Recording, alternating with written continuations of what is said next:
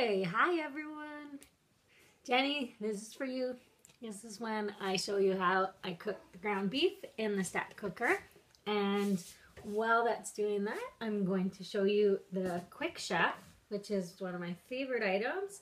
And tonight for dinner, we're gonna have nachos. So I have my stack cooker. I've got the bottom casserole, or a smaller casserole dish this time. My colander, I'm going to put them together. And then I have my ground beef tubes. I usually just cut them in half, throw them in the freezer. This one is actually a little bit frozen still, so it'll be a good example to see how it works. So I am just seeing if I can spread it out as much as possible. And then what we're going to do is we're going to cook the ground beef in the microwave for 3-minute intervals. And we'll stir in between just because I don't want it to get hard chunks in it. So we'll just make sure. So we're going to see what happens here. We have a little bit that's frozen. So one of the nice things that the stack cooker does when you're cooking your ground beef is because you're cooking it in the colander, all the fat drains right out. So your beef isn't actually cooking in its own grease, which is nice and a little healthier than when you cook it on the stove. You also don't have to buy the leanest cut because of that reason. It's draining. And I also hate trying to find something to scoop all my grease out or to drain it into something, but this does it for you, right? So when it's done, I take it out and my grease is going to be in the bottom there, and I don't have to worry about any of that. So I'm going to put it in for 3 minutes, and then we're going to look at making some salsa. And yeah, so let me throw it in the microwave.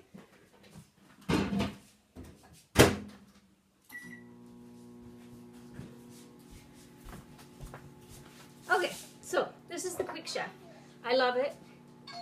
It comes with a very, very sharp blade. It comes with a paddle attachment, and it comes with a little colander itself, so you can use it to dry anything that you need to. I've used this blade for everything. I don't even cut onions anymore. I just throw them in here, and it works amazing. So you can decide if you want bigger pieces or if you want it really fine. It works really good. So again, with my bad hands, this is so easy to do. I can use one finger. Like, that's how easy it is to spin it. So every time that I go around once, the blade has gone around 4 times.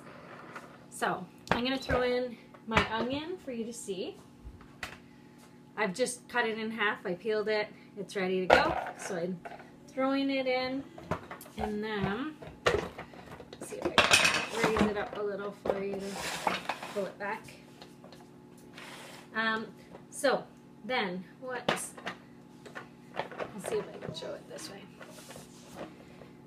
I'm going to do is I'm going to give it a couple little back and forth to get the blade started, and then I give it a turn, and you can see what it's doing to my onion. So I'm going to keep going because this onion I'm going to actually add to the ground beef. So that's pretty fine. That was one onion and cut up very, very fine. So this onion we will add to the ground beef, and then I will put it back in the microwave and continue to cook. So I'd like to say that it takes away the tears, but it doesn't. Still, the fumes of the onion are there. I can't find a solution for that. This is the microwave cereal bowl, which is one of my favorites, that I'm just using to put my onion in until I throw it in with the ground beef. It is amazing with children because of the big base. They can't spill it. So Georgie eats out of it. She can scoop and it's really helping her be able to use her spoon and fork because it's so big and it just sits there, and she, like I said, she can't spill it. So we're gonna add this to the ground beef.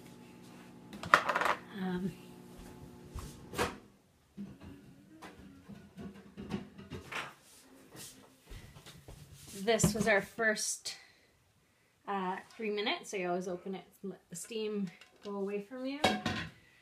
And I'll let you see what's going on here. The ground beef is cooking. We're going to stir it up, break it up actually, and I'll show you again. So the big clump that was in the middle was pretty frozen, and now I can break it up actually with my spoon, and I'll give it another show.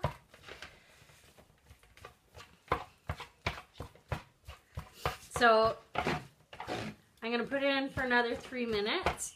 I've had some ground beef that I've put in for 6 minutes and it's done.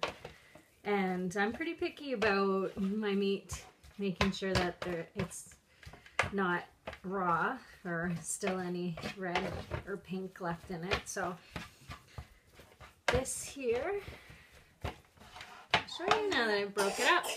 Still looking red.